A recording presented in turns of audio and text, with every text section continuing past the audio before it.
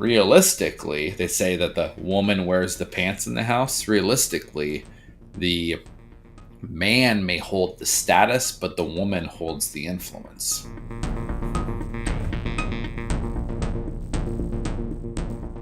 People always say that when you get in a relationship, right, and you start dating someone or you get married, that, oh, geez, they're gone now. They're not going into any of the boys' nights out. We're not going to do our fun camping trips anymore.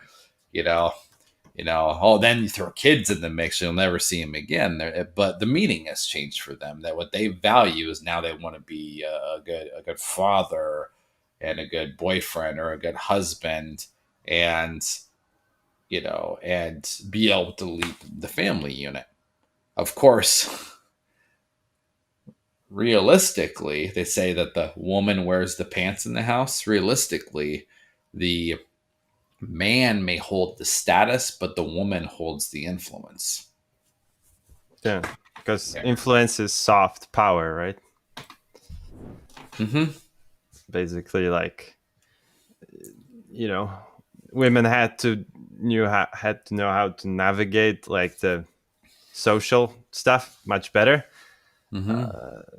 And we were always much better, much better. Like, we were more suited to like just exert more like physical power, right? Yep. Over other beings.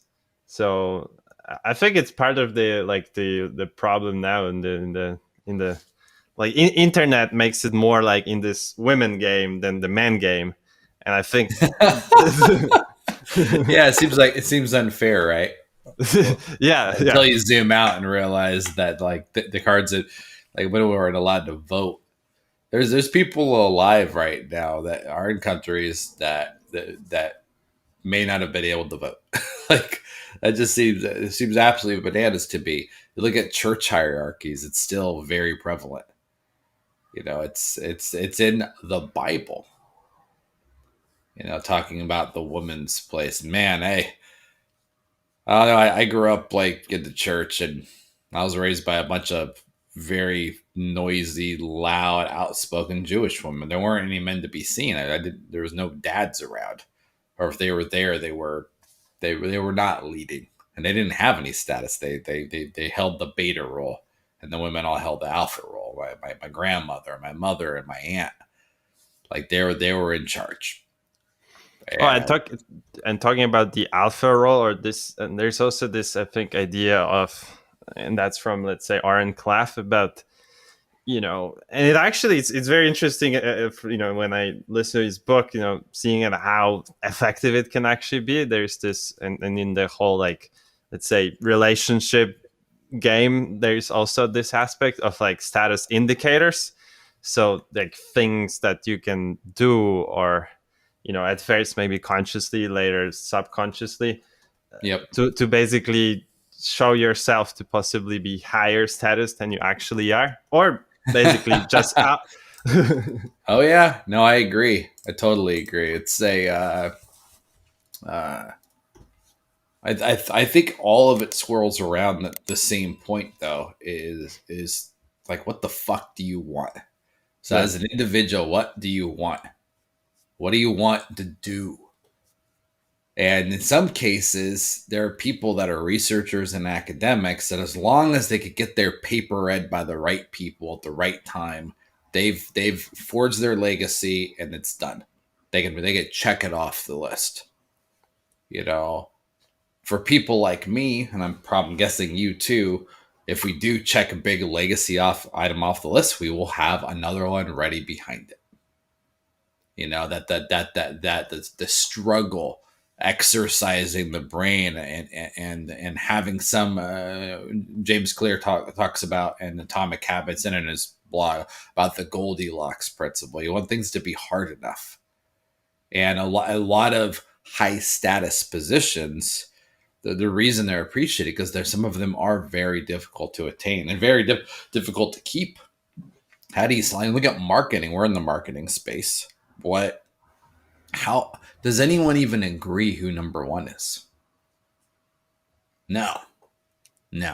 It is highly, it's almost tribal. It's like feudal. It's crazy.